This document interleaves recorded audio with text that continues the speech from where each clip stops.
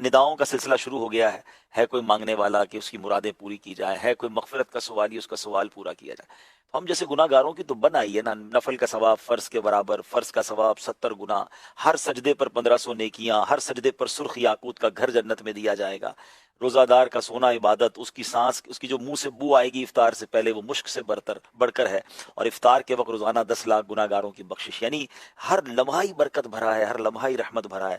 ہم اللہ کا پہلے تو شکر ادا کرتے ہیں کہ ہمیں ایک بار پھر جیتے جی رمضان عطا کیا، اور اب یہ التجا کرتے ہیں کہ پورا رمضان ایسی ہمت دے، صحت دے کہ پورا رمضان ہم پورے روزے رکھیں، پوری تراویح پڑھیں اور اچھی طریقے سے اس رمضان کو گزاریں. میں کچھ دیر پہلے سن بھی رہا تھا آپ کا پروگرام. بڑی اہم بات ناظرین یہ بھی ہے کہ ہمیں اس مہینے میں نیکیاں تو کرنی ہی کرنی ہیں، مگر اس مہینے میں گناہ سے لازمی بچنا ہے. یہ بات بہت ضروری ہے سمجھنا کہ جب کسی چیز کی قدر و منزلت زیادہ ہوتی ہے نا، تو پھر اس کی جس کو کہتے ہیں نا کہ ناقدری بھی وہ بڑی خطرناک مانی جاتی ہے. مثال کے طور پہ اب کوئی شخص روڈ پہ گناہ کرے، گناہ تو گناہ ہے، مگر مسجد کے اندر آ کر کوئی گالی گلوچ کرے یا گناہ کرے تو لوگ کیا کہتے ہیں؟ مسجد میں.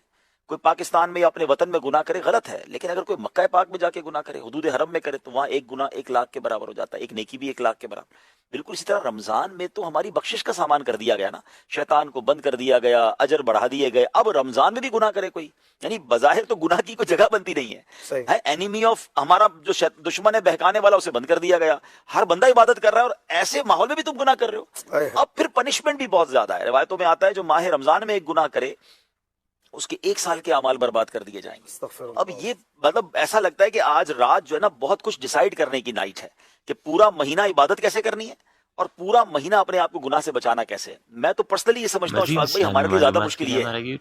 نیکیاں کرنا تو سب کر رہے ہوتے ہیں نا، کچھ نہ کچھ ہو جاتی ہیں. گناہ سے بچنا جو ہے نا یہ زیادہ ڈیفیکلٹ ہے اس مہینے میں، کیونکہ جن کی عادتیں بنی ہوئی ہیں، جو روز جھوٹ بول رہا ہے، جو روز لڑائی کر رہا ہے، جو روز معاذ اللہ بد نگاہی کر رہا ہے، موبائل فون تو بند نہیں ہو گیا نا ہمارا ہے. تو اب یہ چیزوں کو کس طرح کنٹرول کرنا ہے. تو میں سن رہا تھا ماشاءاللہ بہت پیاری گفتگو آپ لوگ سب مل کے کر رہے تھے کہ اپنے آپ کو بیزی کرنا ہوگا، اپنے آپ کو ایسا شیڈول بنانا ہوگا کہ کہتے ہیں نا گناہ کی جگہ ہی نہ بچے. بری دوستوں سے بچنا ہوگا، بری صحبتوں سے بچنا ہوگا. تو بس اللہ سے یہی دعا ہے کہ یہ رمضان پورا گناہوں سے پاک گزرے.